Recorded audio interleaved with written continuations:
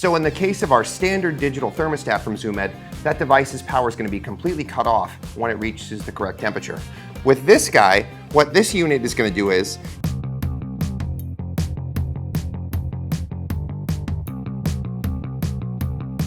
hello and welcome to the Tie-Dyed Iguana channel. My name is Colin, and in today's video we're going to be focusing on the all-new ReptiTemp digital dimming thermostat from ZoomEd. So let's take a look at this product and learn about a couple of its advantages. So in the world of reptile heating, there are devices called thermostats. Thermostats control a heating device such as a pad or a bulb. Basically tells these devices when to turn off or when to turn on if the device is reading that it's too hot.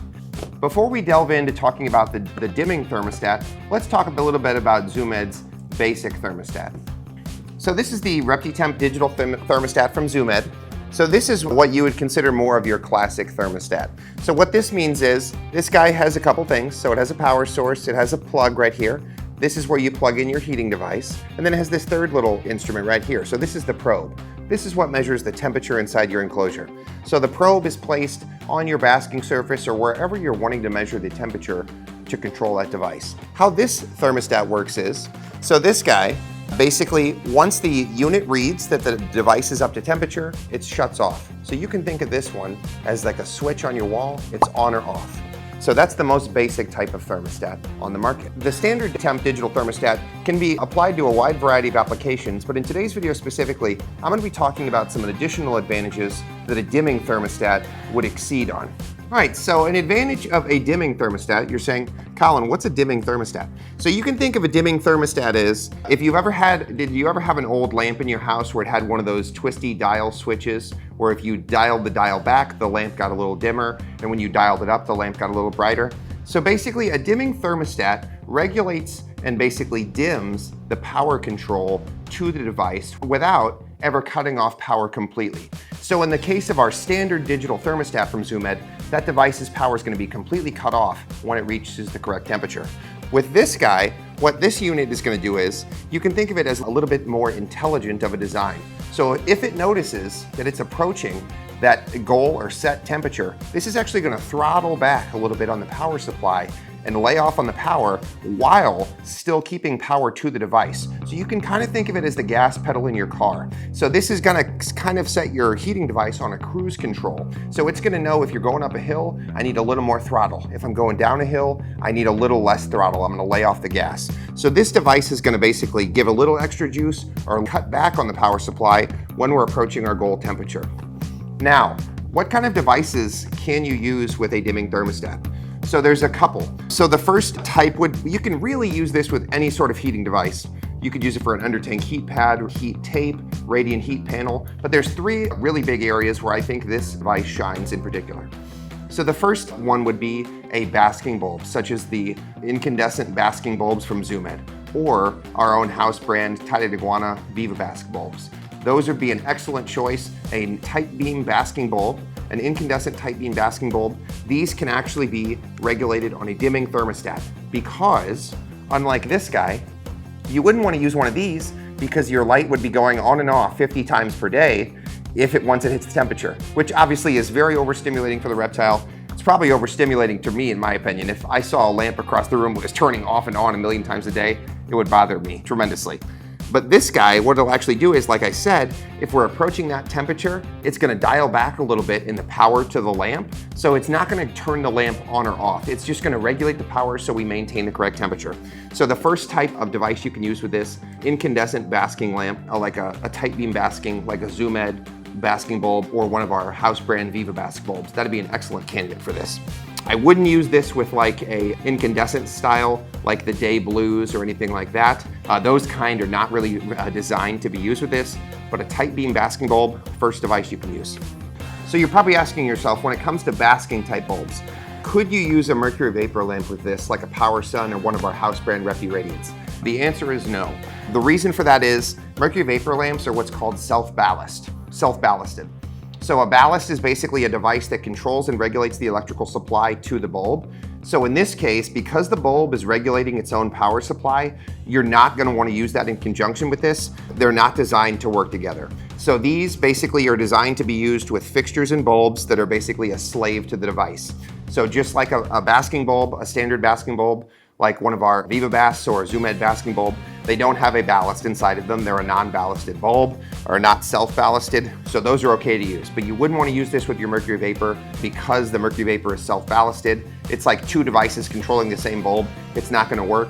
As well, if you tried to use this with a Mercury Vapor bulb, you're also probably going to run into issues with longevity of lifespan of the bulb. It's probably going to shorten the lifespan of your Mercury Vapor bulb. And then secondly, there may be also some secondary correlation with it affecting the UV output of the lamp because of the variation in the electrical supply that's being provided to that bulb. So Mercury Vapor lamp, you're not going to want to use this with your dimming thermostat. However, if you have a rather large enclosure and you're using a Mercury Vapor lamp, and then secondarily you have like a basking bulb, you could use it on the plain basking bulb that's adjacent to this, and that'll keep your correct basking temperature, but you wouldn't want to hook this directly up to your Mercury Vapor. As far as other devices that this would be ideal for, there's two other categories. So we have our infrared DP projector, such as the Professional Series ReptiCare DP projectors from Zoom Ed. This would be an excellent choice when it comes to regulating one of those devices because it can ramp up and ramp down that power. It's basically going to control how much heat is coming off of that filament.